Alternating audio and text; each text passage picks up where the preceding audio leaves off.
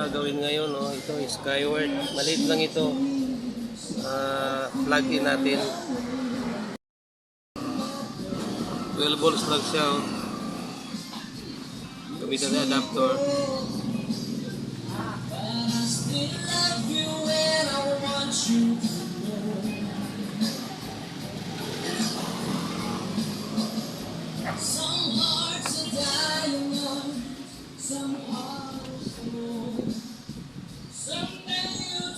Ayun na, wala siyang power, oh, mga kuting. Okay, bubuksan natin. Ito yung kanyang model, oh, mga kuting-ting. 24A460. 12 volts lang ang source of power dito, mga kuting. Walang power. Okay, bubuksan natin. Sarado pa ang silyo nito, mga kabuting-ting. Hindi pa siya nabuksan. Okay, buksan natin. Maliit lang pala ang loob nito.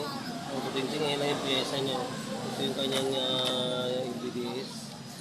Ilang galing dito. Voltage measurement tayo, mga kabuting-ting. Tingnan natin kung ano ang nawawalan ng power, matulas ang power. Tingnan nyo, mga kabuting-ting, oh. Positive. Sabog yung kanyang kaluluwa. Malamang kung makita nyo, oh, mga kabuting-ting, oh, malamang naisaksak ito sa mali ang polarity ng adapter or nilagyan ng mas mataas na power, kaya ito yung sumabog. Ayan, oh, kitang-kita, mga kabuting-ting, oh, sabog ang kaluluwa. Okay, mga kabuting-ting, mayroon tayong motherboard. Papalitan na lang natin ng motherboard to.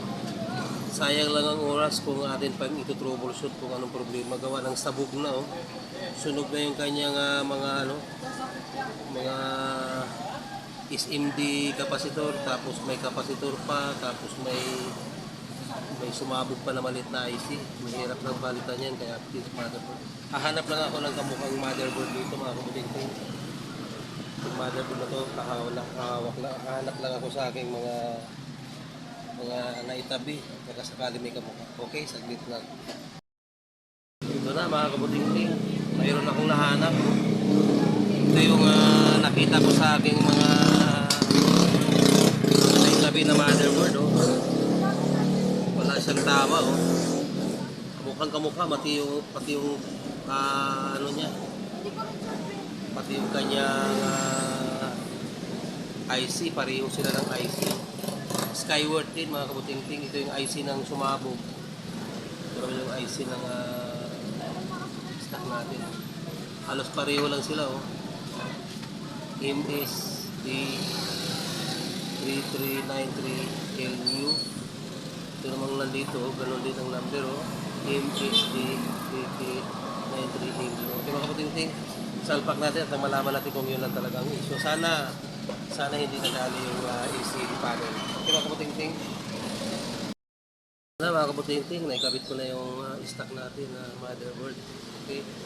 Pa-plug in natin yung 12 volts natin na power supply. Tingnan natin kung okay na siya. Kinabit ko na rin yung yung backlight, speaker, tapos yung LBDS, hindi mo na nakakabit kasi hindi na kumula kung okay ang power nito. Okay, mga kabuting-ting. Ayan, oh, kung makita nyo, mga kabuting-ting, may standby power na, oh. Ayan, oh, yung pinaka-read niya. Ayan, meron na siya. Ngayon, ito yung power on nito sa baba. Pa-power on ito, titignan ko kung magre-response yung rate na yan. Magre-response yung rate na yan, titignan. Ayun, mga kabuting-ting, nag-response yung rate. Okay na siguro ito, mga kabuting-ting. Okay. Ayun, mga kabuting-ting, nag-backlight na rin yung LCD. Tingnan natin kung hindi mabasag. Okay, mga kabuting-ting, kung hindi naman basag. Okay, kakabit ko muna yung LCD kung okay siya talaga. Ito na, mga kabuting-ting, naisalpa ko na yung LCD niya. Titignan natin kung okay pa ba ang LCD niya, kung hindi ba nadamay sa pagsabog yung motherboard. I-switch on ko lang sa ilalim, nasa likod yung power switch na. I-on ko lang. Ayun, nag-green mga kabuting-ting.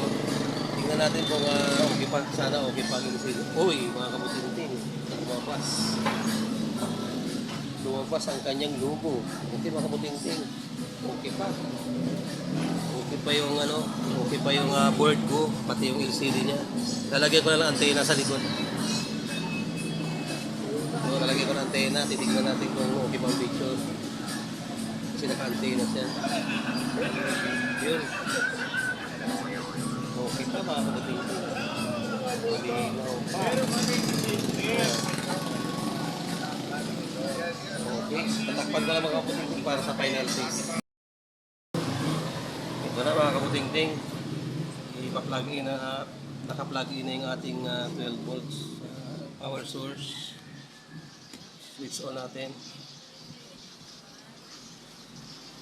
Final test na tayo mga kabuting-ting. Ayan na, ayun na yung kanyang mahiwagang logo. Ayun, okay. Full screen. Kung makikita nyo mga kabuting-ting, maliit lang ang TV ito. Okay naman siya, malinaw. Ito yung board niya na sira. Oh. Kung makikita nyo yung board niya na sira mga kabuting-ting. Sabog. Sabog yung mga piyasa niya. Oh. Baliktad ng kabit ito. Malamang yung ginamit na adapter ay hindi tama ang polarity. Kaya sumabog siya ng ganyan. Ayun, okay na siya mga kabuting-ting. Pinalitan natin ng panibago. Ganun na lang ang gagawin mga kabuting-ting pag sakaling hindi pa talagang hindi na kayang i-troubleshoot gawa ng sabog naman. Since motherboard na tayo para mas madali ang gawa. Kahit sabihin mong maliit lang naman ito, kahit pa paano, at least nagawa na.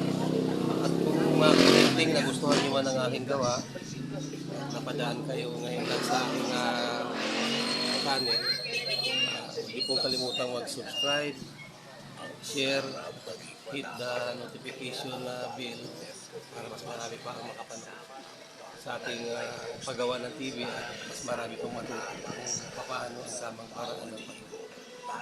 Okay mga kapatid, hanggang dito na lang at okay na ang TV na ito.